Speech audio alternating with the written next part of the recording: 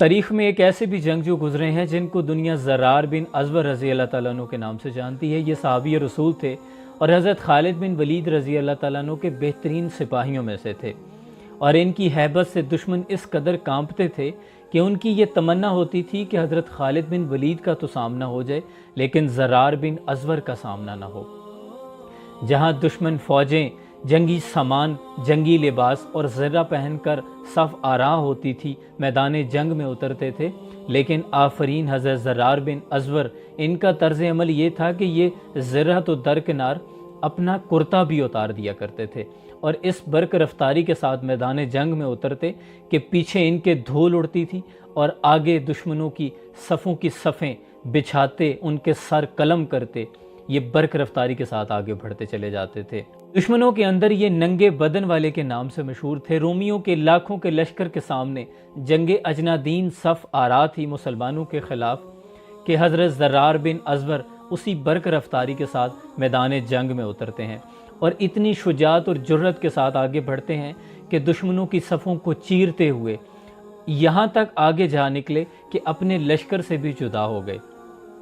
दुश्मन ने इनको अकेला पाकर तो बड़ी महारत के साथ, बड़ी चालबाजी के साथ नरगे में लेकर कैद कर लिया। ये ख़बर हज़रत खालिद बिन वलीद रज़ी अल्लाह तआला अन्हु तक पहुँची कि हज़रत ज़रार बिन अज़वर को गिरफ़्तार कर लिया गया है। तो हज़रत खालिद बिन वलीद रज़ी अल्लाह तआला अन्हु ने अपने बेहतरीन सिपाहियों का एक दस्ता तैयार किया हज़रत ज़रार बिन अज़वर को दुश्मन की हिरासत से रिहा करवाने के लिए।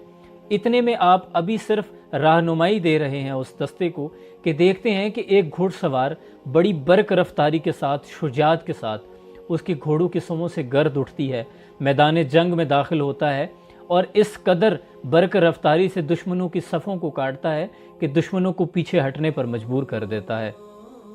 हज़रत खालिद बिन वलीद उसकी शुजात और बरक रफ्तारी से चलती हुई तलवार को देखकर अशशकार उठते हैं और अपने साथियों से पूछते हैं कि ये सवार कौन है।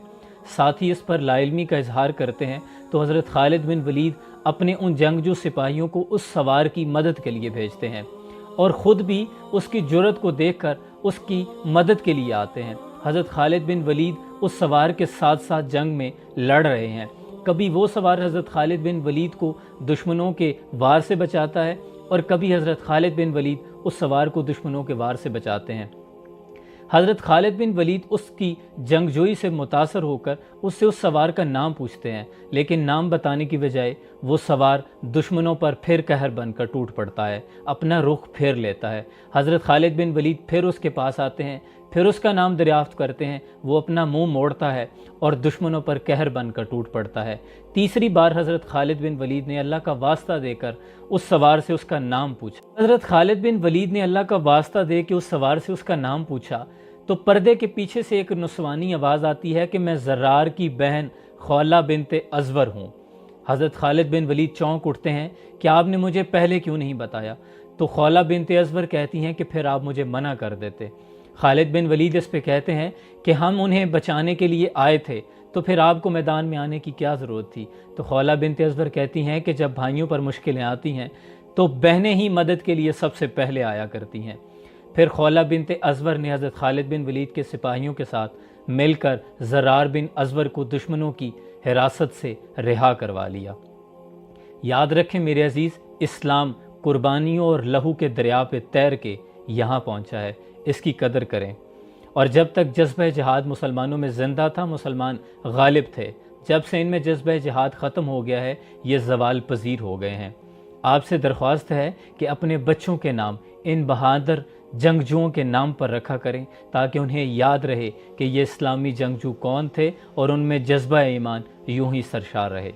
अल्लाह करीम हमें भी इसी तरह का जज्बा ईमान अता करे। आमीन।